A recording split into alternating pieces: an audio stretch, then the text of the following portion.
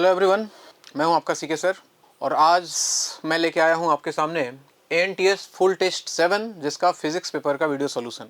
और ये एएनटीएस का आखिरी फुल टेस्ट है, तो आई होप कि आपका ये पेपर अच्छा हुआ हो। चलिए शुरू करते हैं क्वेश्चंस, बारी बारी से देखते हैं क्या कहानी है, धीरे धीरे आपको समझ में आएगा। बोल रहा है करंट ऑफ 1/4 पाई एम्पियर, ये करंट का वैल्यू दिया हुआ है, is flowing in a long straight conductor. एक कंडक्टर है जिसमें करंट जा रहा है, आई दिया हुआ है आपको। फिर आपसे बोल रहा है the line integral of magnetic field around the closed path enclosing the current carrying conductor is। ठीक है, अब इसके चारों तरफ एक क्लोज पाथ बना लो आप। ठीक है, तो बोल रहा है कि इसका लाइन इंटीग्रल, यानी कि आपसे पूछ रहा है वो integral B dot D L का वैल्यू। और आप जानते हो एम्पियर सर्किटल लॉ से integral B dot D L हुआ करता था mu naught into I enclosed. I enclosed मतलब उस लूप को कितना करंट पास कर रहा है, बेसिकली उस लूप को क्रॉस करने वाला करंट। और यहाँ पे आई अगर दिया हुआ है तो ये वैल्यू हो जाएगा म्यू नॉट, और करंट का वैल्यू आपको गिवन है कितना, 1/4 पाई। हम सभी जानते हैं कि म्यू नॉट का वैल्यू होता है 4 पाई इंटू 10⁻⁻7 इंटू 1/4 पाई। आप यहाँ से देखोगे 4 पाई से 4 पाई गया और ये वैल्यू आ रहा है 10⁻⁻7। तो आपका ऑप्शन देख लो 10⁻⁻7 weber per metre. Option number A is correct. बहुत सिंपल सा सवाल। आगे बढ़ते हैं क्वेश्चन नंबर 2 की तरफ। बोल रहा है proton and an alpha particle are accelerated through the same potential differences, the ratio of their de Broglie wavelength is. एक प्रोटॉन और एक अल्फा पार्टिकल को सेम पोटेंशियल डिफरेंस से एक्सेलरेट किया। सबसे पहले डी ब्रॉगली वेवलेंथ का फॉर्मूला याद करो in terms of potential difference, that is h/√2m/q into delta V. Delta V is potential difference. तो बोला कि ये वैल्यू सेम है, h तो कांस्टेंट है। तो ध्यान से देखो तो लेमडा किसके प्रोपोर्शनल लग रहा है, लेमडा इज प्रोपोर्शनल टू, मैं बोल सकता हूँ 1/√m इंटू क्यू, इसके प्रोपोर्शनल है। तो मुझे क्या क्या पार्टिकल दिया है, एक दिया है प्रोटॉन और एक दिया है अल्फा पार्टिकल। तो अगर मुझे लिखना है lambda of proton divide by lambda of alpha particle, तो मैं क्या लिखने वाला हूँ, अंडर रूट में ऊपर आ जाएगा, देखो इन्वर्सली प्रोपोर्शनल था तो ऊपर अल्फा पार्टिकल का आएगा m अल्फा q अल्फा, और नीचे आ जाएगा mass of proton into charge of proton. ठीक है, प्रोटॉन एंड अल्फा। चलो वैल्यू रखो जरा। मास ऑफ अल्फा, देखो सबसे पहले मास ऑफ प्रोटॉन को अगर m बोल दूं और चार्ज ऑफ प्रोटॉन को अगर मैं e बोल दूं, तो मास ऑफ अल्फा क्या हो जाएगा, इसका 4 टाइम्स, और चार्ज ऑफ अल्फा हो जाएगा इसका 2 टाइम्स। तो e और m से e और m शहीद हो जाएगा, under root 4 into 2 8, that is 2√2। तो ये वैल्यू आएगा कुछ 2√2 के इक्वल, और ऑप्शन नंबर सी आपको करेक्ट दिख रहा है। So again very simple question, कुछ खास नहीं। नेक्स्ट बोल रहा है radiations of frequency nu, frequency radiation का दिया हुआ है nu, are incident on a photo sensitive metal, the maximum kinetic energy of photo electrons is E।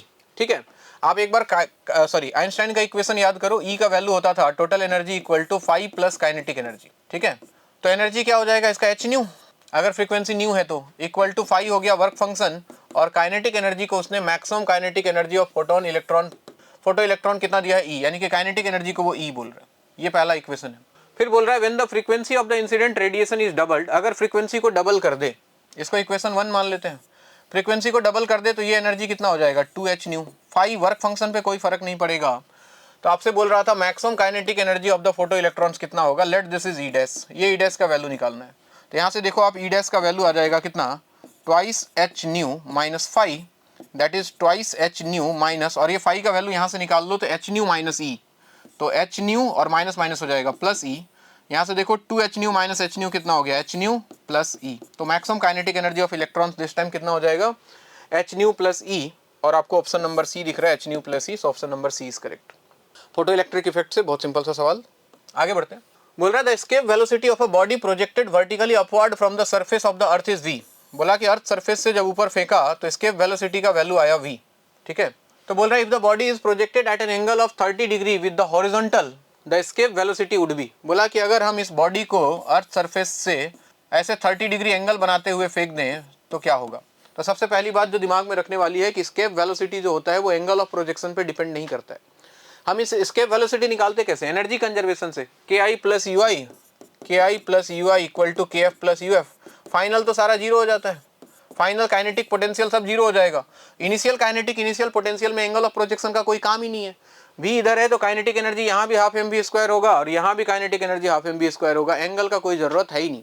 तो एस्केप वेलोसिटी अर्थ सरफेस से कितने भी एंगल पे आप प्रोजेक्ट करो वैल्यू इसका कितना रहेगा, सेम ही रहेगा। हाँ, एक चीज अगर पाथ के बारे में पूछता तो मैं जरूर बोलता कि अगर तुमने परपेंडिकुलर टू सरफेस भेजा है तो ये वैल्यू सीधा चला जाता, लेकिन अगर तुमने किसी एंगल पे फेंका है तो ये एक पैराबोलिक पाथ लेके इन्फिनिटी पे जाएगा और ये भी इन्फिनिटी पे जाएगा, यानी कि इनके रास्ते अलग हो सकते हैं।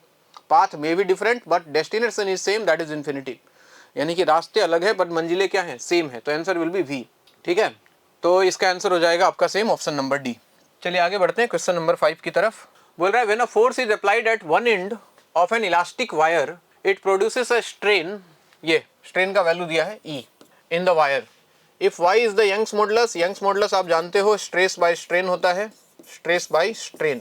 ठीक है, उसके बाद बोल रहा है of material of the wire the amount of energy stored per unit volume of the wire. Energy stored per unit, सबसे पहले एनर्जी याद करो, ये होता था half into stress into strain into volume.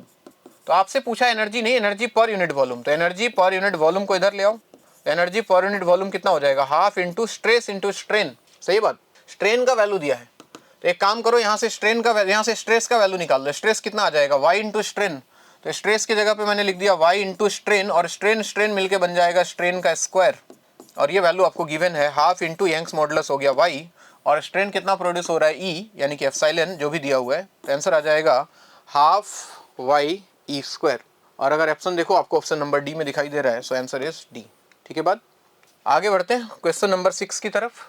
बोल रहा है an open and a closed organ pipe, closed pipe have same length, the ratio of frequencies of their nth overtone क्या होगा। तो एक बार आप ऑर्गन पाइप का कहानी याद करो। अगर हम ओपन ऑर्गन पाइप की बात करें, ठीक है, nth ओवरटोन, तो इसका फ्रीक्वेंसी को मैं f1 मान लेता हूं। तो इसका वैल्यू क्या लिखते हैं हम, इसका वैल्यू होता है v/2l यानी कि n+1 इंटू v/2l।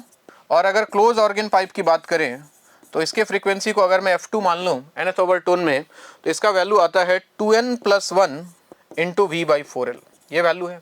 तो आपसे बोल रहा है द रेशियो ऑफ फ्रीक्वेंसीज, इनका रेशियो निकालना है। तो अगर f1/f2 में लिखूं क्या मिलने वाला है, n+1 into v/2l divided by 2n+1 into v/4l, v/4l।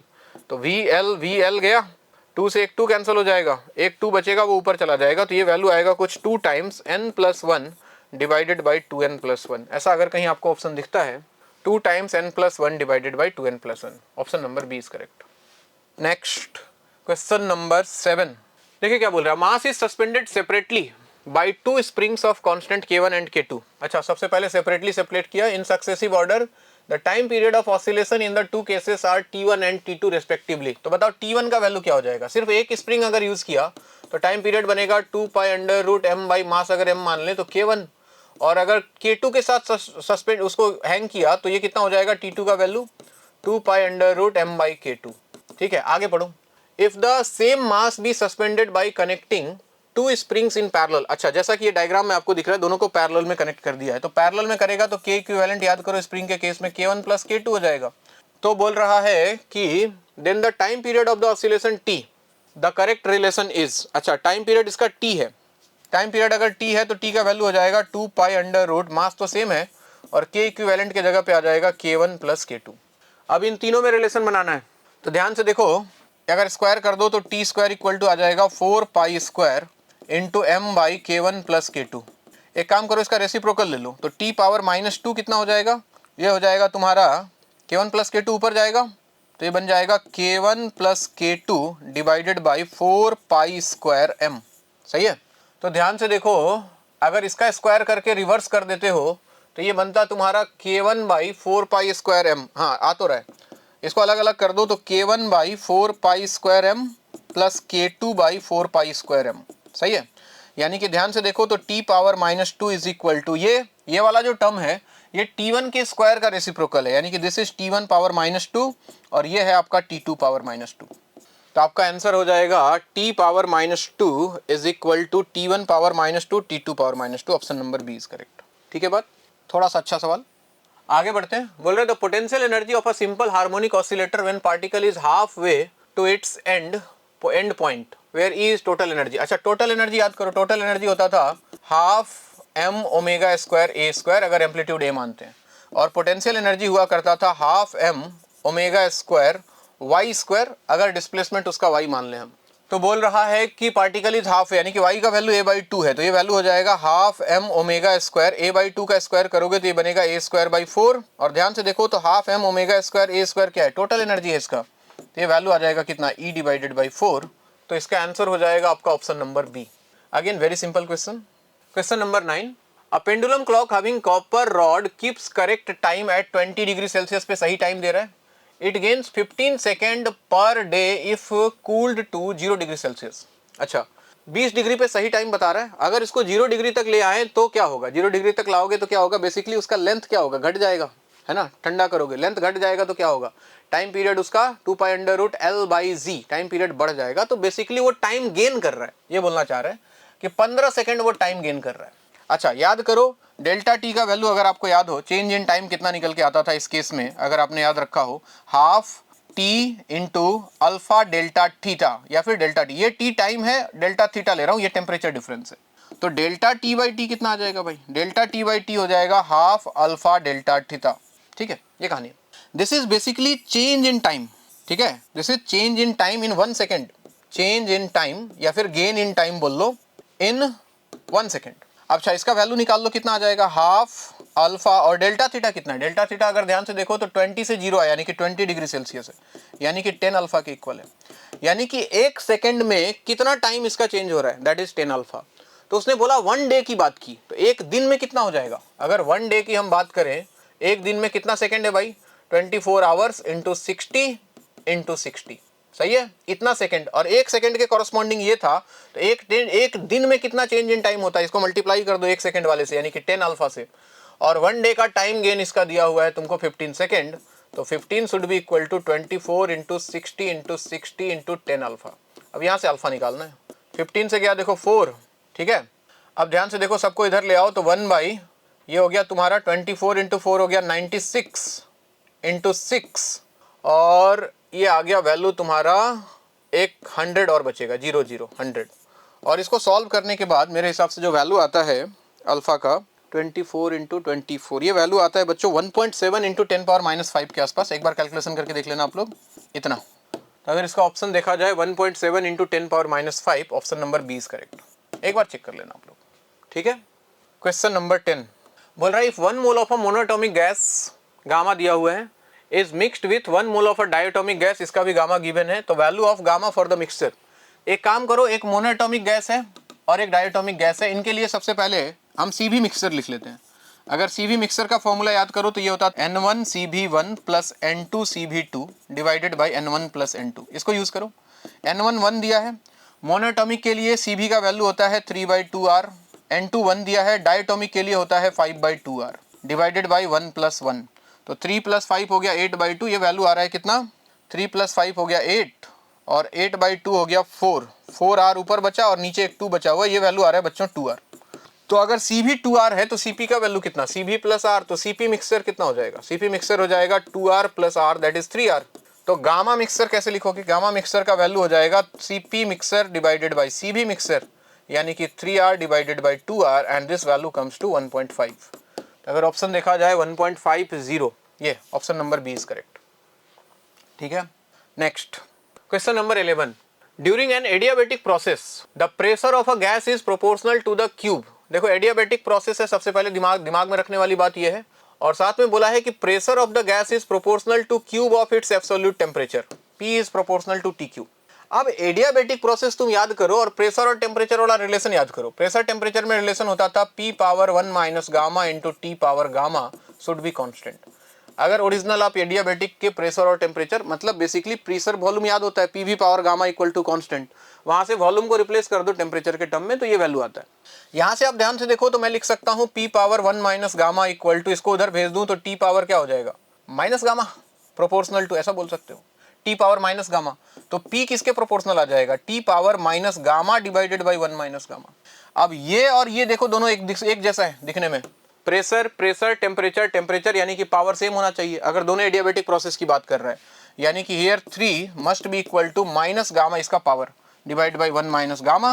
तो ये तो हो गया 3 minus 3 gamma equal to minus gamma, तो 3 इक्वल टू हो गया 3 gamma minus gamma that is 2 gamma. Okay sorry, gamma का वैल्यू कितना आ गया 3/2, तो गामा का वैल्यू 3/2 देखा जाए तो option number D is correct, ठीक है।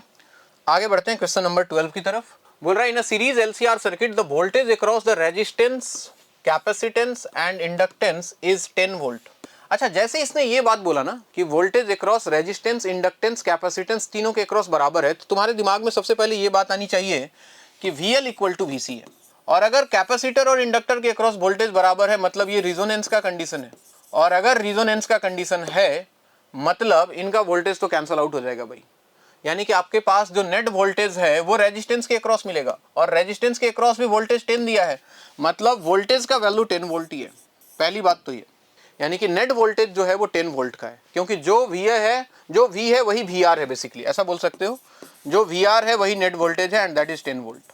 पहली कहानी ये क्लियर हुई कि नेट वोल्टेज जो है ये आरएमएस वैल्यू है सारा का सारा, कंफ्यूज मत हो ना, ये 10 वोल्ट के बराबर है। और दूसरा इंपॉर्टेंट चीज, अगर वोल्टेज बराबर है VL equal to VC equal to VR है, इसका मतलब हम बोल सकते हैं कि XL equal to XC equal to XR है। यानी कि सबका क्या है, रेजिस्टेंस बराबर है। इंडक्टिव रेजिस्टेंस हो, कैपेसिटिव रिएक्टेंस हो या फिर रेजिस्टेंस हो, इनको हम थोड़ी देर के लिए R मान लेते हैं। Let us assume this is R। आगे बढ़ते हैं। If the capacitance is short circuited, मतलब कैपेसिटर को गायब कर दो, अब तुम्हारे पास बचा रेजिस्टेंस और इंडक्टर। ठीक है, यहां से अप्लाई किया है 10 वोल्ट मेन वोल्टेज, ये भी R है, ये भी R है। अब आपसे पूछ रहा है the voltage across the inductance will be, inductance में वोल्टेज कितना हो जाएगा, तो सबसे पहले इसका इंपीडेंस निकाल दो। इंपीडेंस हो जाएगा कितना, √R² plus R², that is R√2। ठीक है, तो सर्किट में करंट निकाल लेते हैं। I का वैल्यू कितना आ जाएगा, V/Z, V कितना है 10 डिवाइडेड बाई R√2। तो अब बताओ इसके अक्रॉस वोल्टेज कितना आ जाएगा, VL। VL का वैल्यू हम लिखेंगे I इंटू इसका रेजिस्टेंस क्या है XL, और I का वैल्यू हो गया 10 by R√2 multiplied by resistance, तो इसका R के ही इक्वल है, या फिर इंडक्टिव रिएक्टेंस बोल लो, जो भी आपकी इच्छा है। तो वैल्यू आता है ये 10/√2 वोल्ट के आसपास। अगर ऑप्शंस देखा जाए 10/√2, option number C is correct. ठीक है, थोड़ा सा बढ़िया सवाल। रेजोनेंस पे खासा ध्यान रखना है आपको, एसी में, अल्टरनेटिंग करंट में रेजोनेंस से काफी सवाल आते हैं। अगला सवाल देखो, सेमीकंडक्टर की तरफ इशारा कर रहा है। The diode used in the circuit shown in the figure has a constant voltage drop of 0.5 volt at all currents and a maximum power rating is 100 milliwatt. इस डायोड के लिए वोल्टेज दिया हुआ है, मैक्सिमम क्या हो सकता है, मैक्सिमम पावर क्या है। तो एक काम करते हैं, इसके लिए मैक्सिमम करंट निकाल सकते हैं। P इक्वल टू क्या यूज कर लो, VI। पावर मैक्सिमम दिया है बच्चों 100 मिलीवाट, यानी कि 100 इंटू 10⁻³ इक्वल टू वोल्टेज दिया है 0.5 मल्टीप्लाइड बाई I। यहाँ से देखो I का वैल्यू आ जाएगा कितना, ये हो गया 100 से गया 100, 10⁻⁻1 बचा हुआ है, और ये 0.5 1/2 मतलब 2 इधर आ गया, तो ये वैल्यू हो गया 2 इंटू 10⁻⁻1 यानी कि 0.2 एम्पियर का ये मैक्सिमम करंट बर्दाश्त कर सकता है। अब बोल रहा है what should be the value of resistance R, ये वाले रेजिस्टेंस का वैल्यू क्या हो connected in series with the diode for obtaining maximum current. अब देखो करंट का वैल्यू लिखोगे क्या, वोल्टेज कितना अप्लाई किया 1.5 वोल्ट, और पोटेंशियल बैरियर कितने का है 0.5 का है, तो नेट वोल्टेज मिलेगा 1.5 माइनस 0.5, और रेजिस्टेंस का वैल्यू R मान लेते हैं, और ये करंट हम उठा के रख चुके हैं, कितना हो सकता है 0.2 शुड बी इक्वल टू, ये वैल्यू कितना आ गया 1/R। सही लिख रहा हूँ, 1.5 माइनस 0.5 कितना हो गया 1 डिवाइडेड बाई R। R का वैल्यू आ गया 1/0.2, शायद नहीं किया है, 10/2, ये वैल्यू 5 ओम। 5 ओम है क्या कहीं ऑप्शन में, 5 ohm, yes, option number B is correct. तो रेजिस्टेंस का वैल्यू कितना हो सकता है 5 ओम, ताकि ये यहाँ से मैक्सिमम करंट पास करे। ठीक है, अच्छा सवाल, सिंपल सवाल सेमीकंडक्टर से। क्वेश्चन नंबर 14 बोल रहा है the bob A of simple pendulum is released when string makes an angle 45 degree with the vertical, it collides with another bob B of same material and same mass. अच्छा, ये line important है कि ए और B का mass same है, material same है। ठीक है, अब ये आके यहाँ से छोड़ दिया, ये आके इस पे कोलाइड किया, kept at rest on the table if the collision is elastic. अच्छा, कोलिजन भी इलास्टिक है। अब देखो बड़ा मजेदार चीज होगा, इलास्टिक कोलिजन में अगर सेम मास सेम मटेरियल है तो ये यहाँ पे आएगा, जितने वेलोसिटी से आएगा उसके बाद क्या होगा, ये बॉल रेस्ट पे आ जाएगा और ये बॉल चला जाएगा आगे, ये पहुंच जाएगा इधर। फिर क्या होगा, ये बॉल इधर आएगा, जब यहाँ पहुंचेगा तो ये बॉल रेस्ट पे आ जाएगा और ये बॉल चला जाएगा इधर। यानी कि कहानी कैसा चलता रहेगा, ये बॉल आके कोलाइड करेगा, ये आ जाएगा रेस्ट पे, उतने ही वेलोसिटी से आगे बढ़ जाएगा, फिर आएगा रेस्ट पे, दूसरा वाला बॉल आगे बढ़ जाएगा। तो ऑप्शंस देखो एक बार, both A and B rise to same height, गलत। Both A and B comes to rest, गलत। Both A and B moves with the same velocity, गलत। A comes to rest and B moves with the same velocity, बिल्कुल option number D is correct. Next question number 15, A particle of mass m at rest is acted upon by a force F। एक particle है मास m का, इसके ऊपर एक force लगा दिया F। ठीक है, it's kinetic energy after interval t time के बाद इसका काइनेटिक एनर्जी पूछ रहे हैं। ठीक है, तो सबसे पहले एक्सेलरेशन निकाल लो, एक्सेलरेशन हो गया फोर्स बाय मास, तो मान लो t टाइम के बाद इसका स्पीड हो गया v, तो अगर स्पीड v हो गया तो v इक्वल टू क्या लिखोगे, u plus at, initially rest में था, एक्सेलरेशन हो गया f by m into t। तो बोला कि इसका काइनेटिक एनर्जी उस टाइम कितना हो जाएगा भाई, हाफ mv स्क्वायर, और v का वैल्यू ये रहा f² t² divided by m square. एक m कैंसिल हो जाएगा, ये वैल्यू आएगा F square T square divide by 2m। बहुत सिंपल सा सवाल, F square T square divide by 2m, option number B is correct. Next question number 16, what is the dimension of latent heat. Latent heat याद करो, Q equal to ml, ये वाली कहानी। तो L का वैल्यू क्या हो गया, Q बाई m। Q क्या है, एनर्जी, एनर्जी का वैल्यू होता है कितना, ml2t-2 डिवाइडेड बाई ये हो गया m, m से m कैंसिल, ये वैल्यू आएगा L2t-2।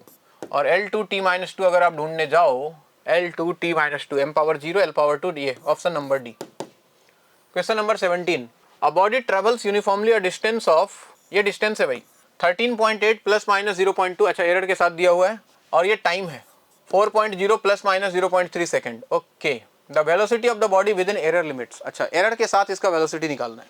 तो क्या लिखेंगे हम, सबसे पहले वेलोसिटी इसका लिख लो s by T without error.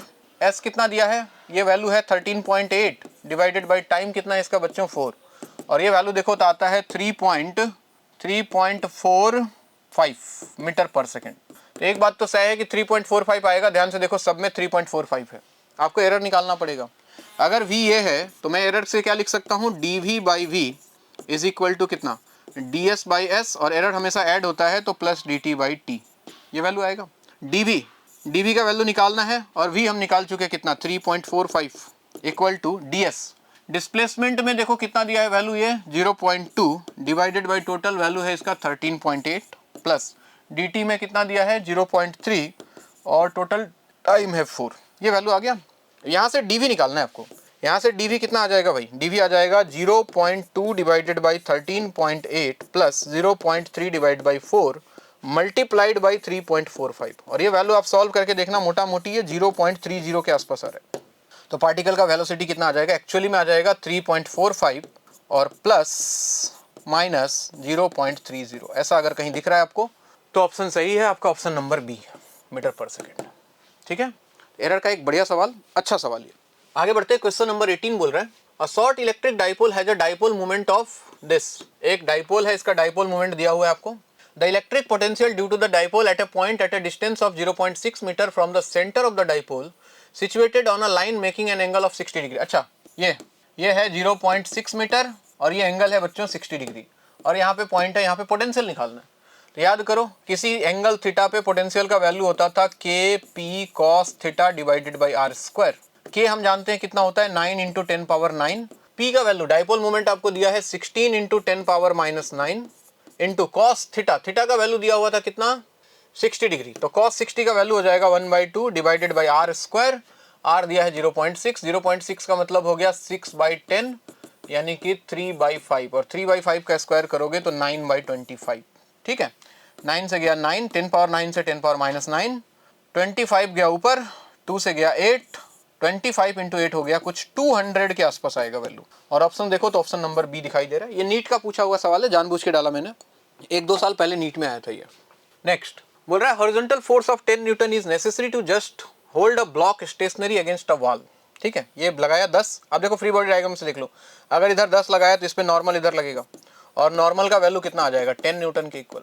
आगे बोलो the coefficient of friction between the block and the wall, mu का वैल्यू दिया है, तो फ्रिक्शन फोर्स इधर लग रहा होगा ऊपर की तरफ, मान लेते हैं एफ का वैल्यू कितना हो जाएगा म्यू इंटू नॉर्मल, म्यू का वैल्यू दिया है 0.2 इंटू नॉर्मल कितना है 10, ये वैल्यू आ गया 2 न्यूटन का।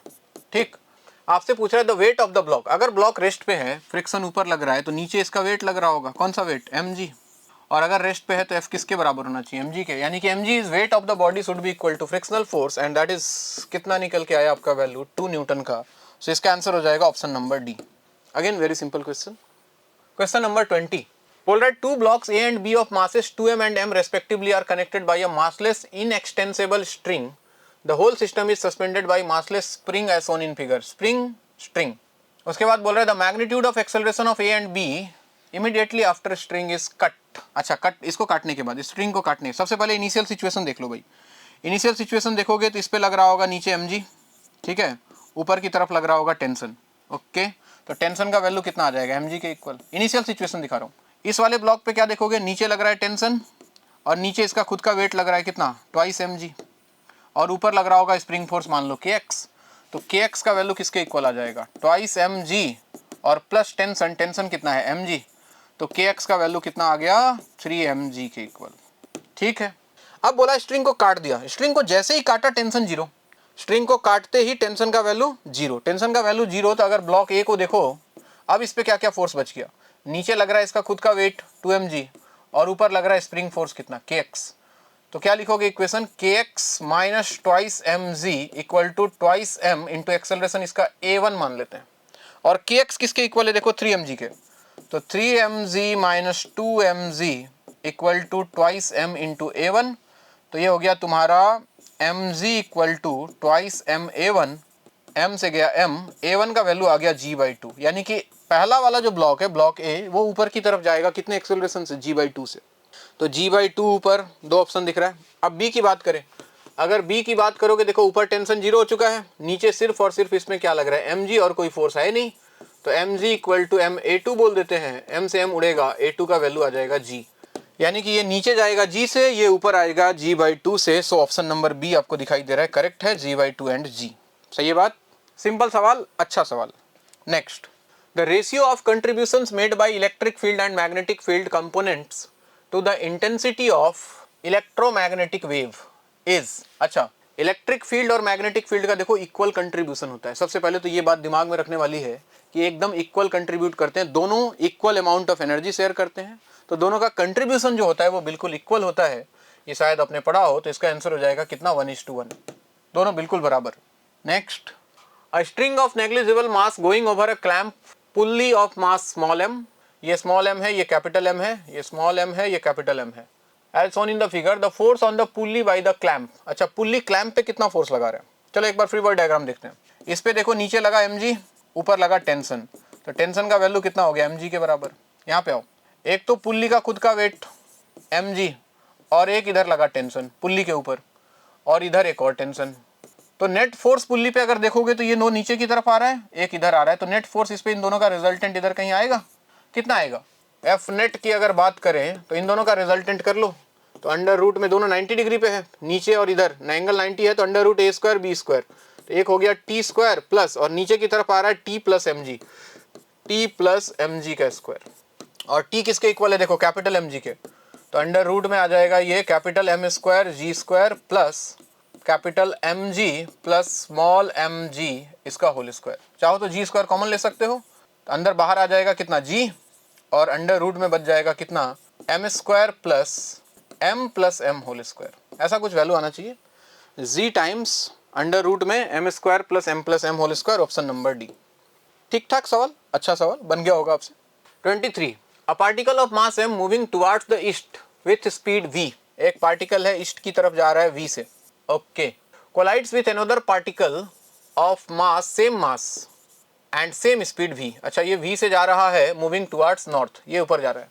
If two particles stick to each other, दोनों कोलिजन के बाद एक दूसरे से चिपक गया, the new particle of mass 2m will have a speed of, momentum conservation लगा लो, सबसे आसान कोलिजन में pi equal to pf। Initial momentum देखोगे, वेक्टर फॉर्म में लिख रहा हूँ, तो m भी i कैप प्लस m भी j कैप, और फाइनली दोनों चिपक गया, तो m प्लस m हो गया 2m, वेलोसिटी मान लो v है। तो देखो ये बन गया, यहाँ से देखो m भी कॉमन आ गया, अंदर आ गया कितना i cap plus j cap, और इधर आ गया twice m into velocity vector v मान लेते हैं, या फिर v1 बोल दो, जो भी बोलना है। तो देखो m से m गया, यहाँ से आपको v1 वेक्टर का वैल्यू कितना आ जाएगा, v/2 इंटू आई कैप प्लस जे कैप, ऐसा कुछ वैल्यू आ जाएगा। ठीक है, आपसे क्या पूछा, इसका मैग्नीट्यूड पूछा है, देखो सिर्फ मैग्नीट्यूड दिख रहा है, तो इसका मैग्नीट्यूड आ जाएगा देखो कितना, वेलोसिटी का v/2 बाहर रहेगा, और i प्लस जे का मैग्नीट्यूड हो गया √2, √2 से √2 जाएगा, ये वैल्यू आएगा v/√2। सो v/√2 आपको दिख रहा है ऑप्शन नंबर सी में, ये ऑप्शन करेक्ट है। Next question number 24, two vectors a and b are such that, अच्छा ये तो सबने रट रखा होगा, मैग्नीट्यूड a प्लस बी और a माइनस बी का बराबर हो तो एंगल होता है 90 डिग्री। मैं इस पर टाइम वेस्ट नहीं कर रहा, बोथ साइड स्क्वायरिंग कर लेना, सॉल्व कर लेना, थीटा का वैल्यू आ जाएगा। Next, a charge q is placed at the centre of line joining of two charges capital Q। अच्छा, एक कैपिटल Q है, एक कैपिटल Q है, इसके बीच में मतलब L/2 यहाँ पे एक चार्ज रख दिया Q, ठीक। The system of three charges will be in equilibrium if Q is, अच्छा तीनों को इक्विलिब्रियम में रहना है, तो सबसे पहले सोच के देखो, इस चार्ज के ऊपर फोर्स देख लो, समझ में आ जाएगा कहानी। ये वाला चार्ज इसको रिपेल कर रहा होगा, मान लो F1 से, तो ये चार्ज इसको खींचेगा तभी तो इक्विलिब्रियम में आएगा, मतलब इसको निगेटिव होना पड़ेगा भाई। तो इस पे मान लो इसने फोर्स लगा दिया कितना, F2, सॉल्व कर लो, वैल्यू आ जाएगा, F1 should be equal to F2, किसी एक के इक्विलिब्रियम से ही आ जाएगा। इस वाले चार्ज पे F1 का वैल्यू, इन दोनों के बीच का फोर्स क्या लिखोगे, के Q Q divide by total distance L है तो L स्क्वायर, और इन दोनों के बीच का फोर्स आ जाएगा मैग्नीट्यूड के Q Q divided by L/2 square यानी कि L स्क्वायर बाई 4। तो के क्यू से के और क्यू गया, L स्क्वायर से L स्क्वायर गया। यहाँ से देखो क्यू का वैल्यू आ रहा है Q/4, लेकिन जल्दीबाजी में गलत मत कर देना, ये मैग्नीट्यूड है। चार्ज विथ साइन अगर लिखना हो तो निगेटिव है, तो with sign this answer will be -Q/4, और वही आपसे पूछना ही चाह रहा था वो, सो आंसर विल बी -Q/4।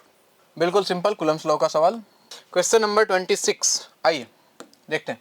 बोल रहा है in the figure EMF of cell is 2 volt, okay, and internal resistance is negligible, the resistance of the voltmeter is 80 दिया हुआ है, the reading of voltmeter. अच्छा, ये कितना रीड करेगा? करंट मान लो यहाँ से आई फ्लो कर रहा है, आर इक्विवेलेंट बताओ।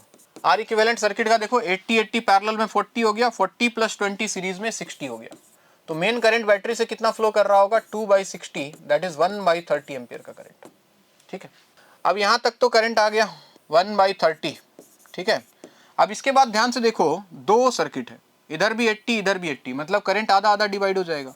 यहाँ पे जाएगा 1/60 और यहाँ पे भी जाएगा 1/60। तो वोल्ट मीटर कितना रीड करेगा? वोल्ट मीटर का रीडिंग हो जाएगा V = IR से। करंट कितना जा रहा है इस रेजिस्टेंस में, 1/60, और रेजिस्टेंस कितना है 80, 0 से गया 0, ये वैल्यू आ जाएगा तुम्हारा 4/3, that is 1.33 volts. This is the reading of volt meter, और 1.33 वोल्ट आपको दिख रहा है ऑप्शन नंबर बी में, so option number B is correct. Next देखिए, the figure shows 3 similar lamps L1, L2 and L3 connected across power supply. ठीक है, if the lamp L3 fuse, अगर ये L3 फ्यूज हो गया तो light emitted by L1 and L2 change. अच्छा, कौन सा बढ़ेगा कौन सा घटेगा, डायग्राम थोड़ा सा क्लियर नहीं है बट समझने की कोशिश करनी है आपको। आइए देखते हैं। सबसे पहले इनिशियल सिचुएशन मान लेते हैं, इसका रेजिस्टेंस R, इसका भी रेजिस्टेंस R आइडेंटिकल है, इसका भी R।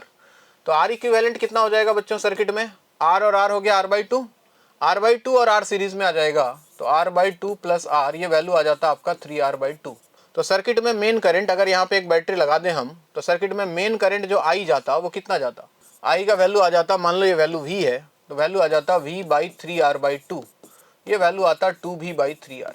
अब देखो पावर का फॉर्मूला याद करो, I²R, R तो सबका सेम है, तो P is basically proportional to I², मतलब जिसमें करंट ज्यादा जाएगा इनिशियल और फाइनल के कंपेयर करने में, उसका पावर ज्यादा होगा, ब्राइटनेस ज्यादा होगा। समझो कहानी को, आ जाओ। इनिशियल सिचुएशन में देखो, यहाँ से पूरा करंट जा रहा है I, लेकिन यहाँ जाने के बाद करंट आधा आधा डिवाइड हो जाएगा, आधा आधा डिवाइड हो जाएगा, मतलब अगर यहाँ से 2V/3R जा रहा है, 2V/3R जा रहा है, तो यहाँ से आएगा V/3R और यहाँ भी जाएगा V/3R। इनिशियल सिचुएशन बता रहा हूँ, ध्यान से सुनते जाना। ठीक है, तीनों में देख लो, कहानी समझ में आ गया क्या क्या करंट जा रहा है। अब एक बार फाइनल सिचुएशन ऑब्जर्व करो। फाइनली क्या बोल रहा है, फाइनली बोल रहा है कि इसको गायब कर दिया।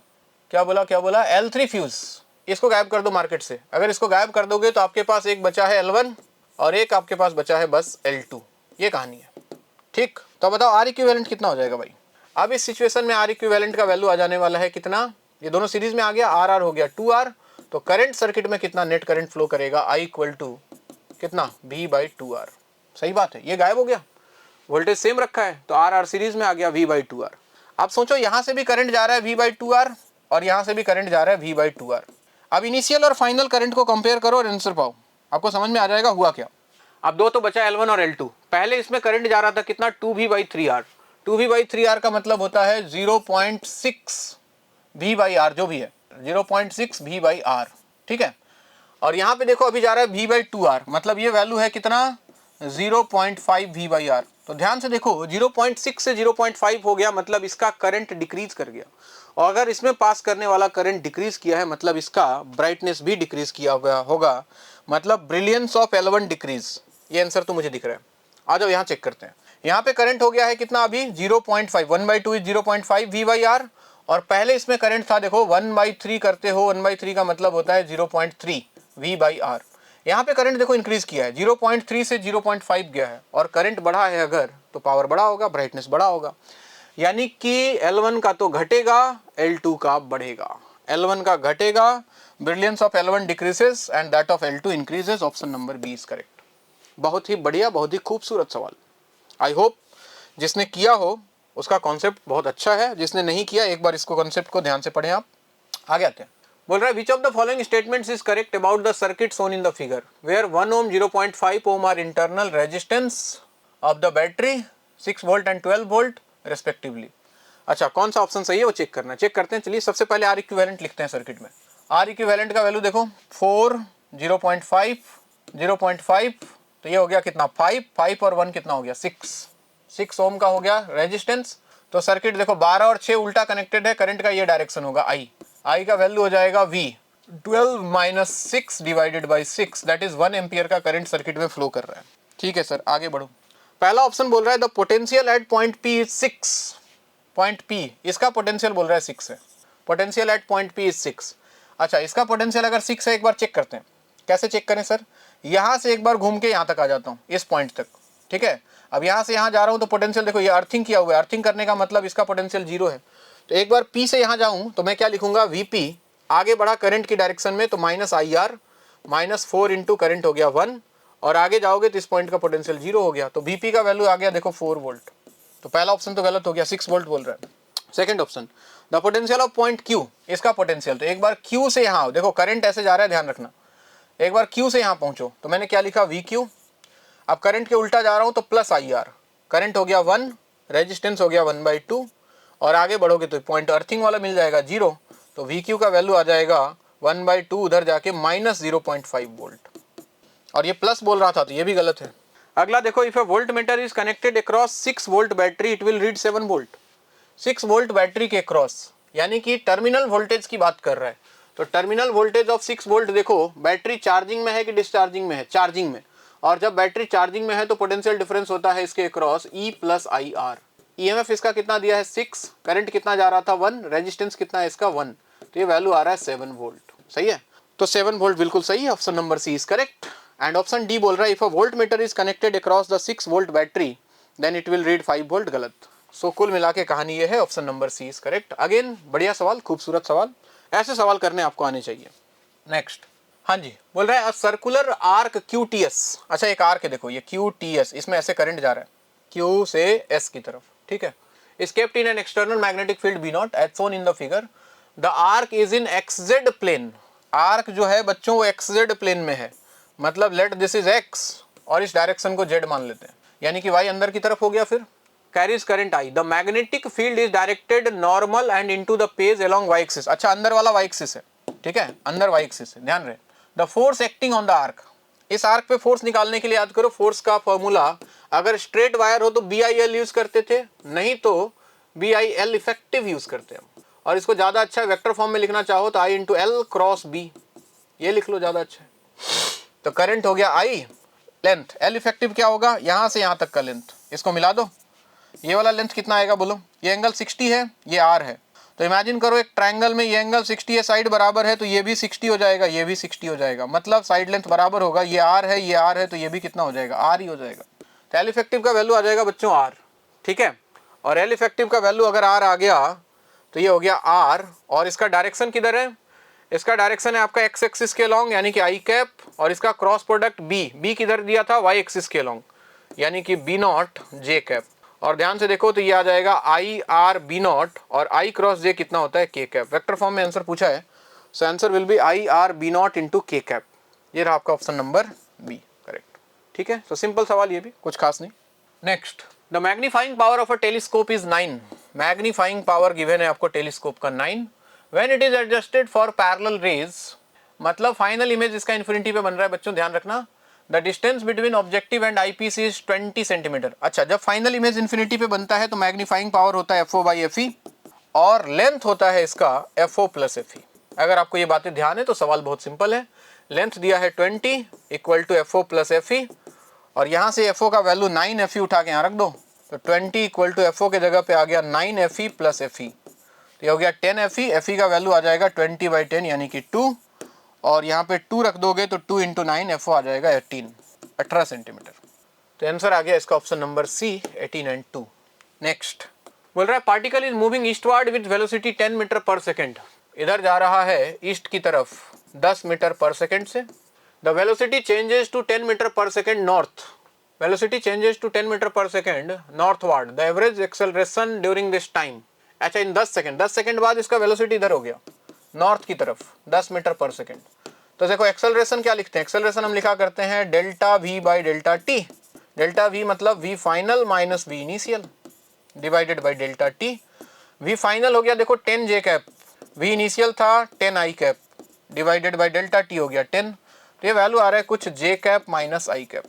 ठीक है, तो इसका मैग्नीट्यूड कितना हो जाएगा, मैग्नीट्यूड हो जाएगा इसका √2 मीटर पर सेकेंड स्क्वायर। और डायरेक्शन आएगा देखो जे माइनस आई नॉर्थ वेस्ट ऐसा कुछ। ऑप्शन देखो √2 मीटर पर सेकेंड स्क्वायर नॉर्थ वेस्ट, ये रहा option number A. Again simple सवाल काइनेमेटिक्स से।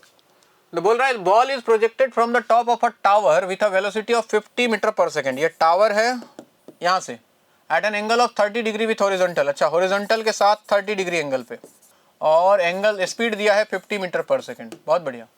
The height of the tower is 70 metre का हाइट है टावर का। अच्छा, ये टावर है।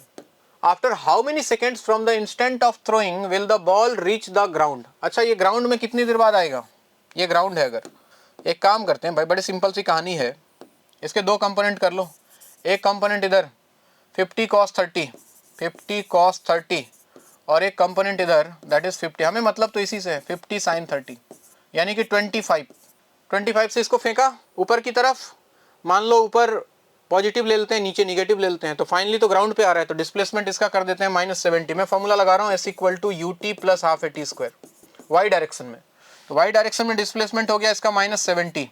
इनिशियल स्पीड ऊपर की तरफ था 25, टाइम निकालना है, हाफ इंटू एक्सेलरेशन नीचे है तो -10, और टाइम हो गया इसका t, टाइम निकालना है, 2 से गया ये 5 से सबको कैंसिल कर दो तो -14 = 5t - t²। इसको इधर ले आओ तो t² - 5t - 14 = 0। एक क्वाड्रेटिक इक्वेशन बन रहा है, चाहो तो ऑप्शंस रख के चेक भी कर सकते हो किस में सही बैठ रहा है, या फिर आप इसको अगर फैक्टराइज कर लो तो कितना फैक्टर बनेगा इसका, t² - 7t + 2t -14। ये फैक्टराइजेशन आपने क्लास 9-10 में पढ़ा होगा। एक फैक्टर बनेगा t - 7 और एक बनेगा t + 2। अब ये तो निगेटिव तो हो नहीं सकता है टाइम, तो t का वैल्यू आपको मिल जा रहा है 7 सेकंड के आसपास, यानी कि 7 सेकंड बाद पार्टिकल जो है ग्राउंड को हिट कर देगा। ठीक है। 33 बोल रहा है an incompressible liquid flows through a horizontal tube as shown in the adjoining figure, then the velocity v of the fluid is. v of the fluid कौन सा भाई, यहाँ पे देखो v एरिया दिया है a, v1 दिया है 3 मीटर पर सेकेंड, यहाँ भी एरिया a है, यहाँ एरिया इसका 1.5 a है, यहाँ v2 दिया है 1.5, यहाँ v निकालना। अच्छा, इक्वेशन ऑफ कंटिन्यूटी लगा दो। q = यहाँ से मान लो q फ्लो है q1 + q1 q2, q = ab, तो एरिया कितना हो गया a, वेलोसिटी हो गया 3, q1 हो गया तुम्हारा एरिया a है और इसका वेलोसिटी हो गया 1.5, प्लस q2 के लिए एरिया देखो 1.5 है और वेलोसिटी v निकालना है। a 1.5 a है, ये a गया तो 1.5 इधर आया, 3 - 1.5 हो गया 1.5 = 1.5 v, तो v का वैल्यू आ जाएगा 1 मीटर पर सेकेंड। This is velocity. इस वाले सेक्शन में आंसर हो जाएगा 1 मीटर पर सेकेंड, ऑप्शन नंबर सी। चलिए शुरू करते हैं क्वेश्चन नंबर 34 में सबसे पहले देखो पोटेंशियल डिफरेंस पूछा ए और बी के बीच में। सबसे पहले मैं आर इक्विवेलेंट चेक करता हूँ। आर इक्विवेलेंट देखोगे तो 25 और 15, 40 और 5, ये हो गया 45, और ये 2.5 मिलके हो गया 5, तो 45 और 5 कितना हो गया 50 ओम। तो नेट करंट कितना आ जाएगा सर्किट में, देखो दोनों बैटरी क्या कर रहा है, अपोज कर रहा है, तो 10 - 5 डिवाइडेड बाई 50 दैट इज 5/50, और ये वैल्यू आ जाएगा कुछ 1/10 एम्पियर के आसपास। और करंट का डायरेक्शन देख लो, 10 वोल्ट डोमिनेट करेगा तो ये करंट का डायरेक्शन होगा, this is direction of current. ठीक है, तो आपसे पूछा है the potential difference between points A and B, तो ए से बी के पास एक बार चलता हूँ मैं, तो मैंने लिखा वी ए, करंट के अपोजिट जा रहा हूँ तो प्लस आई आर, तो आई 25 आर हो गया और आई का वैल्यू हो गया 1/10, और आगे बढ़ा तो फिर से प्लस अगेन आई आर, आई का वैल्यू हो गया 1/10 इंटू रेजिस्टेंस कितना हो गया 15, आगे मिल गया मुझे बी, सो -VB = 0। सही है, तो ये वैल्यू देख लो कितना आ रहा है, VA - VB, ये वैल्यू आ जा रहा है। इनको RHS में अगर भेज दूँ तो ये बन जाएगा -25/10 -15/10 होगा, तो -25 - 15 हो गया कितना -40 डिवाइडेड बाई 10, ये वैल्यू आ रहा है -4 वोल्ट के आसपास। तो पोटेंशियल डिफरेंस दोनों के बीच में आ जाएगा -4 वोल्ट। तो आंसर में -4 तो दिया नहीं है, तो 4 ही दिया है, तो 4 ही टिक करेंगे, फिर option number D is correct.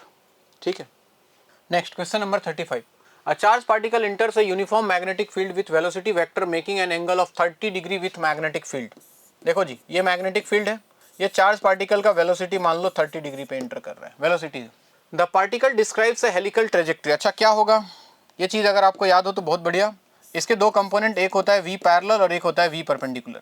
ठीक है, वी परपेंडिकुलर के कारण इस पे मैग्नेटिक फोर्स लगेगा अंदर की तरफ और ये इसको सर्कुलर पाथ पे घुमाएगा, लेकिन ये वी पैरेलल के कारण कोई फोर्स नहीं लगेगा, तो ये इसको सीधा सीधा लेके जाएगा और ये पार्टिकल कुछ इस तरह के हेलिकल पाथ पे घूमना शुरू कर देगा। ठीक है, अब आपसे पूछ क्या रहा है, आपसे बोल रहा है कि the particle describes a helical trajectory of pitch x. अच्छा, पिच लेंथ दिया हुआ एक्स, याद करो पिच लेंथ कैसे निकालेंगे। पिच लेंथ निकालने का तरीका है, क्या तरीका है, सबसे पहले इसका वी पैरेलल मल्टीप्लाइड बाई यहाँ से यहाँ जाने में इसको टाइम कितना लगेगा, जितना टाइम इसको एक सर्कल कंप्लीट करने में लगता है, and that is twice pi M divided by Q B. तो यहाँ से x का वैल्यू कितना आ जाएगा, वी पैरेलल कितना हो जाएगा, v cos 30। तो v cos 30 का वैल्यू होता है बच्चों v√3/2 into 2 pi M divided by Q B. यहाँ से देखो 2 से 2 कैंसिल हो जाएगा, इक्वेशन नंबर 1। आपसे बोल रहा है the radius of helix, radius का फॉर्मूला क्या हो जाएगा, रेडियस होता है mb बाई क्यू बी, यहाँ v के जगह पे v परपेंडिकुलर आएगा डिवाइडेड बाई क्यू बी, यानी कि m इंटू वी परपेंडिकुलर कितना होगा, v cos नहीं v sin 30, तो v sin 30 मतलब v/2 divided by Q B. अब किसी का वैल्यू रिप्लेस करो उठा के, किसका वैल्यू रखना चाहिए, ऑप्शंस में क्या नहीं है, बी नहीं दिख रहा है, बी, तो यहाँ से बी का वैल्यू निकाल लेते हैं, क्यू बी का वैल्यू। यहाँ से देखो क्यू बी का वैल्यू आ जाएगा बच्चों कितना, v√3 pi M divided by X, यहाँ एम भी बाई 2 बचा हुआ है divided by Q B. Q B का वैल्यू देखो आ रहा है v√3 pi M divided by X, v√3 pi M divided by X, X चला जाएगा ऊपर, v से गया v, m से गया m, तो ये वैल्यू आपको मिल जाएगा x बाई 2√3 पाई के आसपास कुछ, x बाई 2√3 पाई आपको ऑप्शन नंबर सी में दिखाई दे रहा है।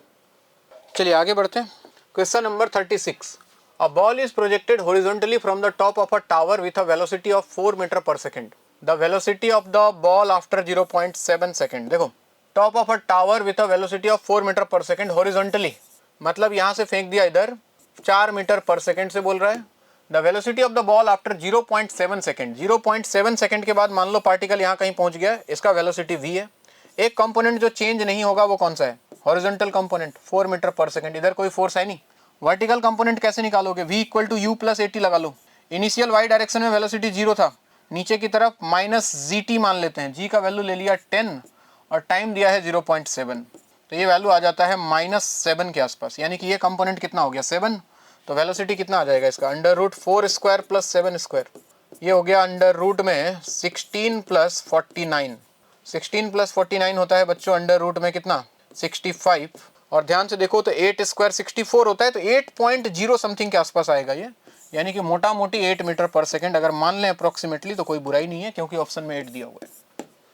नेक्स्ट 37, अब फोर्स F दिया हुआ है, फोर्स का वैल्यू आपको गिवन है, बोल रहा है displaces an object from a point P 111 to another point Q 222, तो डिस्प्लेसमेंट वेक्टर कितना हो जाएगा इसका PQ, ये हो जाएगा आपका 2 - 1 I cap plus 0 - 1 J cap plus 3 - 1 यानी कि 2 K कैप। तो फोर्स क्या लिखोगे, सॉरी वर्क डन पूछ रहे हैं ना आपसे, वर्क डन क्या होता है वेक्टर फॉर्म में, फोर्स डॉट डिस्प्लेसमेंट, फोर्स का वैल्यू है 3I cap minus 2J cap plus 4K cap, और इसका डिस्प्लेसमेंट दिया हुआ है आपको I cap minus J cap plus 2K cap. तो अगर दोनों का डॉट प्रोडक्ट कर दें तो ये वैल्यू आ जाएगा 3 माइनस माइनस प्लस 2 और ये हो गया प्लस 8, यानी कि 13 जूल के आसपास, डॉट प्रोडक्ट में A1 A2 plus B1 B2 plus C1 C2। ठीक है बात, सिंपल सवाल। चलिए क्वेश्चन नंबर 38 देखते हैं, तो बोल रहा है the figure shows a block of mass m kept on inclined plane with inclination 30 degree, the tension in the string. अच्छा, इस वाली स्ट्रिंग में टेंशन निकालना है, 1 kg का ब्लॉक है और ये म्यू का वैल्यू दिया है बच्चों 0.8। चलिए चेक करते हैं एक बार, पहले फ्री बॉडी डायग्राम से बैलेंस करके देखते हैं। नीचे लगेगा mg के दो कंपोनेंट, इधर जाएगा mg साइन थीटा, थीटा 30 है तो ये हो गया mg/2, और इधर आ जाएगा mg cos थीटा यानी कि mg cos 30 √3/2। नॉर्मल रिएक्शन इधर लगा, फ्रिक्शन मान लेते हैं इधर लग रहा है, तो सबसे पहले नॉर्मल किसके इक्वल हो जाएगा, नॉर्मल इक्वल हो जाएगा आपका mg √3/2, यानी कि 1 × 10 × √3/2, ये वैल्यू आ रहा है 5√3 के बराबर। तो फ्रिक्शन फोर्स क्या होता है, फ्रिक्शन फोर्स होता है म्यू इंटू नॉर्मल, और म्यू दिया है 0.8, तो 0.8 × 5√3 करोगे तो ये वैल्यू आ रहा है 8 × 5 हो गया 40, यानी कि 4√3 के बराबर, और 4√3 का वैल्यू हो गया 4 × 1.73 कर लो अगर, तो 12 6.92 न्यूटन के आसपास फ्रिक्शन फोर्स लग रहा है, और नीचे इसकी तरफ फोर्स लग रहा है देखो mg/2। अगर ड्राइविंग फोर्स की बात करूं, mg/2 का अगर वैल्यू निकाल के देखो तो 1 × 10/2 कितना आ रहा है 5 न्यूटन। अब ध्यान से देखो अगर, तो फ्रिक्शन फोर्स का वैल्यू नीचे लगने वाले फोर्स से बड़ा है, यानी कि इसको नीचे ले जाने वाला जो फोर्स है mg/2, फ्रिक्शन फोर्स का वैल्यू उससे ज़्यादा है, तो ये बॉडी वैसे ही रेस्ट पे रहेगा, ये मूव ही नहीं करेगा, और बॉडी मूव ही नहीं करेगा तो इसमें टेंशन लगेगा ही नहीं, टेंशन का वैल्यू आ जाएगा 0। बस ये चेक करना था आपको, तो ऑप्शन हो जाएगा इसका ऑप्शन नंबर डी। ठीक है, next, in the given circuit the reading of voltmeter V1 and V2 are 300 volts each. V1 और V2 ये 300 है, ये भी 300 है, और जैसे ही 300 दिख जाए इंडक्टर और कैपेसिटर के क्रॉस, मतलब this is condition of resonance. देखो रेजोनेंस का दूसरा सवाल, और अगर रेजोनेंस में है तो आपसे बोल रहा है the reading of voltmeter V3 and ammeter A, इसका रीडिंग क्या होगा, जो यहाँ पे है वही होगा, सारा का सारा वोल्टेज रेजिस्टेंस के क्रॉस सिर्फ, सर्किट में सिर्फ यही बचेगा, तो Z का वैल्यू जो होगा वो R के इक्वल हो जाएगा, कितना 100 ओम के इक्वल हो जाएगा। V3 का वैल्यू कितना हो जाएगा, V के इक्वल हो जाएगा, कितना 220 वोल्ट, और सर्किट में करंट क्या हो जाएगा, V/Z से 220 डिवाइडेड बाई 100, करंट का वैल्यू आ जाना है 2.2 एम्पियर। तो वोल्टेज हो जाएगा इसका 220 वोल्ट और करंट हो जाएगा 2.2 एम्पियर। सिंपल सा सवाल सी। रेजोनेंस पे ध्यान रखें, खासा ध्यान रखें। चलिए आगे बढ़ते हैं क्वेश्चन नंबर 40 की तरफ। बोल रहा है circular coil of radius 0.1 metre has 80 turns, radius दिया है, नंबर ऑफ टर्न्स दिया है। If the magnetic field through the coil increases from 0 to 2 tesla, देखो बी का वैल्यू दिया है, टाइम दिया है, कनेक्टेड टू 11 ओम रेजिस्टेंस दिया है, करंट पूछ रहे हैं। तो सबसे पहले फ्लक्स लिख लेते हैं, इनिशियल और फाइनल। तो इनिशियल फ्लक्स कितना हो जाएगा, फ्लक्स होता है BA cos theta, BA cos theta. ठीक है, तो देखो B का वैल्यू तो दिया है कितना, इनिशियल 0, मैग्नेटिक फील्ड का वैल्यू, तो इनिशियल फ्लक्स 0 हो जाएगा, और फाइनल फ्लक्स क्या हो जाएगा, B का वैल्यू हो गया 2। एरिया कितना दिया है बच्चों, एरिया दिया है तुम्हारा 0.1 मीटर का रेडियस है ना, तो पाई इंटू 0.1 का स्क्वायर, यानी कि 100 into pi r square into number of turn से मल्टीप्लाई कर दो 80। थीटा 0 मान लेते हैं थोड़ी देर के लिए, कॉस थीटा 0। तो ये वैल्यू कितना आ जाएगा, देखो ये वैल्यू आ जाएगा तुम्हारा 0 से गया 0, 2 से गया 5, तो ये वैल्यू आ रहा है कुछ 8 पाई/5, 8 पाई/5 यार। तो EMF क्या हो जाएगा, एवरेज EMF उस टाइम इंटरवल में हो जाएगा ∅2 - ∅1 डिवाइडेड बाई कितना टाइम लगा, डेल्टा t। तो फ्लक्स हो गया कितना, देखो 8 पाई/5 माइनस इनिशियल है 0, और टाइम लगा है बच्चों कितना 0.4 सेकेंड। तो ये वैल्यू आ जाएगा कितना 8 पाई/5, और ये 4 ऊपर एक 10 भेज दिया, 4 से गया 2, ये वैल्यू आ रहा है, और 5 से गया 2, ये वैल्यू आ रहा है कितना 4 पाई के आसपास। तो करंट कितना आ जाएगा, E/R से करंट आ जाएगा 4 पाई का वैल्यू रख रहा हूँ 22/7 डिवाइडेड बाई रेजिस्टेंस दिया है आपको 11 ओम का, 11 से गया ये 2, आंसर आएगा आपका 8/7 एम्पियर। ऐसा कुछ आंसर दिख रहा है आपको, ऑप्शन नंबर ए। ठीक है, अच्छा सवाल। नेक्स्ट चलिए क्वेश्चन नंबर 41 देखिए। In Young's double slit experiment carried out with light wavelength दिया हुआ है आपको 5000 angstrom, the distance between slits, ये स्मॉल डी का वैल्यू दिया हुआ है आपको, and the screen is at 200 centimetre, ये कैपिटल डी का वैल्यू। ठीक है, the central maxima is at x = 0, the third maxima will be at position of nth maxima, क्या लिखा करते थे हम, याद करो n lambda d divided by d। तो थर्ड की बात कर रहा है तो n की जगह 3 रख दो, तो 3 इंटू लैम्डा कितना है 5000 एंगस्ट्रॉम में है, तो इंटू 10 पावर -10 मीटर में आ गया। कैपिटल D का वैल्यू दिया है 200 सेंटीमीटर, मतलब 200/100 मीटर हो जाएगा, और डिवाइड बाय स्मॉल d का वैल्यू है 0.2 मिलीमीटर, यानी कि इंटू 10 पावर -3 और कर दो। इसको सॉल्व कर लो भाई, जो आ जाए वैल्यू, ऊपर एक 10 और चला गया, तो कितना आ गया, देखो ये 2 से ये 2 कैंसिल हो गया, बाकी बचा 3 × 5 15, 15 इधर दिख रहा है, इंटू 10 पावर में कितना आ जाएगा वैल्यू, 10 पावर -3 से 10 पावर -3 कैंसिल, ये 2 0 से ये 2 0 गया, 10 पावर -3 से 10 पावर -3 गया, यहाँ बचा 10 पावर -7, 10 पावर -7, और 3 0 इधर दिख रहा है, 1 0 इधर दिख रहा है, 4 0, तो इंटू 10 पावर -3 ऐसा कुछ बचेगा वैल्यू, 15 इंटू 10 पावर -3 मीटर, और अगर सेंटीमीटर में बदलना हो तो इंटू 100 से मल्टीप्लाई कर दें, तो ये वैल्यू हो जाएगा तुम्हारा 15 into 10 power -1 centimetre, answer centimetre में है ना, तो ये वैल्यू आ रहा है कुछ 1.5 सेंटीमीटर के आसपास। तो 1.5 सेंटीमीटर आपको दिख रहा है, ऑप्शन नंबर बी। तो आई थिंक ये ऑप्शन सही होना चाहिए, 1.5। ठीक है, क्वेश्चन नंबर 42 बोल रहा है the root mean square speed of gas molecules is 300। VRMS याद करो क्या होता है, VRMS होता है √3 RT/m या फिर 3 kT/m, दोनों में से कोई यूज कर लो। बोल रहा है what will be the root mean square speed if the molecules if the atomic weight is double and absolute temperature is. चलो एक काम करूं, इसका वैल्यू मान लो कितना है 300 है, ऐसा दिया है। अब कर क्या रहा है, √3r टेम्परेचर को क्या किया है आधा, यहाँ पे आ गया T/2 और इसको कर दो double, atomic weight is double ना, ये हो गया 2m। तो ध्यान से देखो 2 और 2 मिलके 4, एक 2 बाहर आ जाएगा और अंदर आ जाएगा कितना 3RT divided by capital M। तो ये हो जाएगा तुम्हारा 1/2 इंटू ये वैल्यू गिवन है कितना 300, so answer will be 150 metre पर सेकेंड, यानी कि आधा हो जाएगा पहले जितना था। Option number B. Next question number 43 बोल रहा है when the temperature of a black body increases it is observed that the wavelength corresponding to the maximum energy changes from 0.26 micrometre to 0.13 micrometre. ये वही वाली कहानी याद है, विंस डिस्प्लेसमेंट लॉ वाली कहानी, कि जिस वेवलेंथ पे इंटेंसिटी मैक्सिमम होता है that is inversely proportional to temperature होता है। यानी कि अगर आपको T1/T2 चाहिए तो आप लिखने वाले हो λ2/λ1, ये कहानी है। तो λ1 ये था, λ2 ये हो गया है, तो यानी कि 0.13 डिवाइडेड बाई 0.26, तो ये वैल्यू आ जाएगा 1/2 T1/T2 का वैल्यू, ठीक है। उसके बाद बोल रहा है the ratio of emissive power of the body at respective temperature. याद करो इमिसिव पावर होता है बॉडी का directly proportional to T⁴।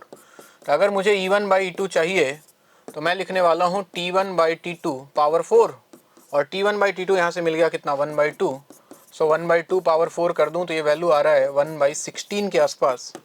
So option number D is correct, ठीक है बात। नेक्स्ट बोल रहा है 70 calories of heat is required to raise the temperature of 2 moles of an ideal gas at constant pressure from 40 degree Celsius to 40। Constant pressure पे जो heat चाहिए उसको बोलते हैं बच्चों NCP डेल्टा T। हीट दिया है 70 कैलोरी, नंबर ऑफ मोल्स 2 है, Cp इंटू डेल्टा T का वैल्यू कितना दिया हुआ है 40 से 45 यानी कि 5। यहाँ से देखो तो Cp का वैल्यू आ रहा है ये 10 से 0 कैंसिल 7, ठीक है। आपको बोल रहा है कितना द गैस में भी, अच्छा गैस क्या हो सकता है, गैस क्या हो सकता है भाई, Cp का वैल्यू यूज करो। Cp का वैल्यू गामा के टर्म में हमने पढ़ा था कितना, gamma R divided by gamma -1 equal to कितना है 7, और R का वैल्यू कितना लेने के लिए बोल रहा है 2 कैलोरी पर मोल, लगा दो यहाँ पे। तो gamma into 2 divided by gamma -1 equal to 7, यानी कि gamma by gamma -1 equal to 7/2। Solve करो इसको, तो 2 gamma equal to 7 gamma -7, 7 gamma -2 gamma is 5 gamma equal to 7, gamma का वैल्यू आ रहा है 7/5, और हम सभी जानते हैं कि ये वैल्यू होता है डायटोमिक के लिए, और अगर डायटोमिक के लिए है तो यहाँ आपको डायटोमिक कौन सा दिख रहा है H2, so option number A is correct, ठीक है। Next the dimension of k in the wave equation, wave equation में k का डायमेंशन, ये देखो इसमें k का डायमेंशन क्या होगा भाई, ओमेगा के साथ क्या आना चाहिए t आना चाहिए, तभी तो टाइम कैंसिल होगा और ये डायमेंशन लेस आएगा, है कि नहीं। तो इसका डायमेंशन टाइम का होना चाहिए, मतलब ये भी t होना चाहिए, ये भी t होना चाहिए, तो k का डायमेंशन होना क्या चाहिए t, simple, option number B. Next in the circuit shown in the figure the effective capacitance between A and B, A और बी के बीच में कैपेसिटेंस निकालना है। देखो 2 और 2 पैरेलल में क्या हो गया 4, 4 और 4 सीरीज में क्या हो गया 2, और इधर देखो 4 और 4 सीरीज में क्या हो गया 2। अब ये 2 और 2 किस में आ जाएगा, पैरेलल में आ जाएगा। ए और बी के क्रॉस ऊपर 2 है नीचे 2 है, तो 2 और 2 पैरेलल में वापस मिलके हो जाएगा 4, आंसर इज 4, बहुत simple question. Next the maximum wavelength of a beam of light that can use to produce photo electric effect on a metal is 250 nanometre.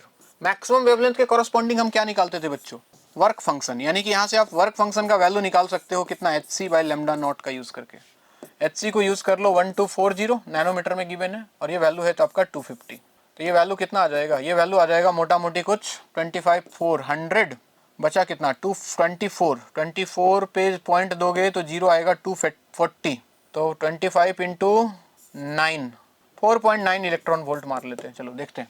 बोल रहा है the energy of the electrons in joule emitted from the surface of the metal when a beam of light of 200 nanometre is used. जब 200 को use किया तो energy कितना आ जाएगा, energy आएगा 1240 डिवाइडेड बाई 200, जीरो से गया जीरो, ये वैल्यू आ रहा है 62 यानी कि 6.2 इलेक्ट्रॉन वोल्ट, ठीक। तो इक्वल टू आइंस्टाइन इक्वेशन लगा दें 5 प्लस काइनेटिक एनर्जी, तो के का वैल्यू आप देखोगे आपको मिलेगा E-5, एनर्जी आपका है 6.2 माइनस 5 का वैल्यू है 4.9, तो ये वैल्यू आ जाएगा कितना 1.3 इलेक्ट्रॉन वोल्ट के आसपास। लेकिन आपको आंसर जो है वो किस में दिया है, जूल में दिया है शायद, ऐसा मुझे लग रहा है, the maximum wavelength of beam of light that can be use to produce photo, the energy of the electrons in joule. अच्छा जूल में पूछ रहे हैं, बिल्कुल। तो एक काम करो 1.3 इंटू इलेक्ट्रॉन वोल्ट को जूल में बदलने के लिए 1.6 इंटू 10⁻⁻19 जूल। अब इसको सॉल्व करके देख लो कितना आ रहा है।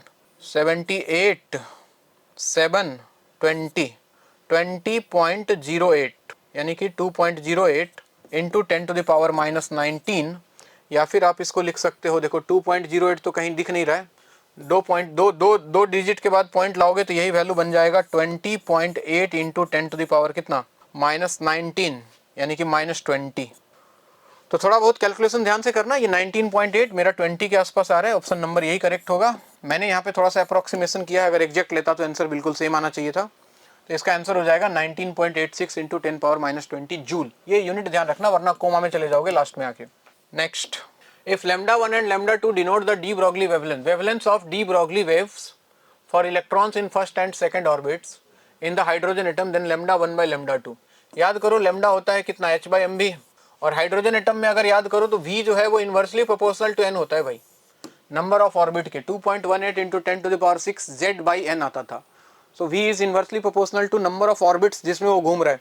तो अगर आप देखो v1 by v2 किसके इक्वल आएगा, v1 by v2 आ जाएगा किसके इक्वल, n2 by n1 के इक्वल, ठीक है। और लैम्डा किसके इनवर्सली प्रोपोर्शनल दिख रहा है, v के, है कि नहीं। तो λ1 by λ2 कितना बनेगा, v2 by v1, और v2 by v1 कितना बन जाएगा, n1 by n2, ठीक है। v2 by v1 कितना हो जाएगा, n1 by n2। तो आपसे क्या पूछ रहा है, λ1 λ2 first and second orbits, first and second orbit. तो फर्स्ट में हो गया 1, सेकंड में हो गया 2, तो n1 by n2 करोगे तो आंसर आ जाएगा 1/2। 48 option number B is correct, ठीक है। बात 49 बोल रहा है the threshold frequency for a certain photo sensitive material is nu naught. Threshold frequency दिया हुआ है, यानी कि फाई का वैल्यू हो जाएगा बच्चों h न्यू नॉट।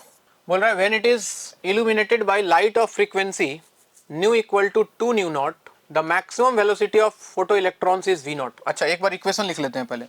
इक्वेशन होता है E equal to phi plus kinetic energy, this is kinetic energy. Kinetic energy equal to क्या लिखोगे, E माइनस फाई, है ना। काइनेटिक एनर्जी को लिख सकते हो हाफ mv², या फिर एक काम करो, दो अलग अलग फ्रीक्वेंसी की बात कर रहा है ना वो, तो kinetic energy 1 divided by kinetic energy 2 divide कर देते हैं, तो ये बन जाएगा E1 माइनस फाई तो सेम रहेगा divided by E2 minus phi. इसको कोशिश करते हैं सॉल्व करने का।